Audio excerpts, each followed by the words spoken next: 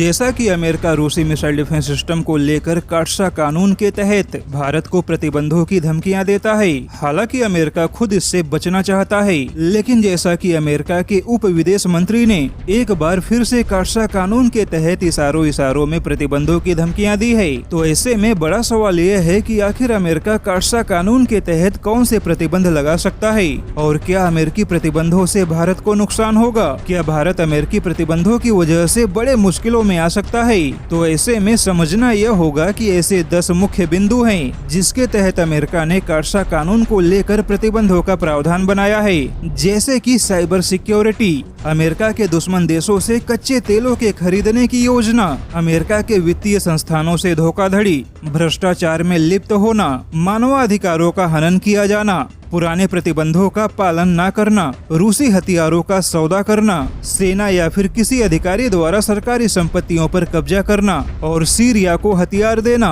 यह मुख्य बिंदु है जहां पर अमेरिका काटसा कानून के तहत प्रतिबंधों का सहारा ले सकता है। और जहां तक बात है रूस के मिसाइल डिफेंस सिस्टम को लेकर काटसा कानून के तहत भारत के ऊपर प्रतिबंध लगाना, तो यह केवल अमेरिका का भौकाल है, क्योंकि काटसा कानून के तहत अमेरिका भारत के व्यापार पे प्रतिबंध नहीं लगा सकता, लेकिन भारत के हथियारों के व्यापार पर प्रतिबंध लगा सकता है। हालांकि अगर अमेरिका ने ऐसा किया तो खुद अमेरिका भी अपने हथियार भारत को बेच नहीं सकता। ऐसे में खुद अमेरिका के हाथों से भारत जैसा एक बड़ा हथियारों का बाजार निकलने का डर बना रहेगा। और जैसा कि भारत आने वाले दिनों में 45 अरब डॉलर से ज्यादा के अमेरिकी हथियार खरीदने की योजना बना रहा है, ऐसे में इतना बड़ा व्यापार भी अमेरिका के हाथों से निकल जाएगा। और जैसा कि भारत एशिया के अंदर अमेरिका का सबसे बड़ा रणनीतिक साझेदार है, तो ऐसे में अगर अमेरिका प्रतिबंध लगाता है तो भारत और अमेरिका के रणनीतिक साझेदारी को भी नुकसान होगा। ऐसे में अमेरिका अच्छे से जानता है कि भारत के विरुद्ध प्रतिबंधों का सहारा लेना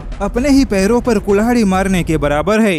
और इस समय अफगानिस्तान से निकलने के बाद अमेरिका अपने पैरों पर कुल्हाड़ी मारने जैसी गलती बिल्कुल भी नहीं करेगा।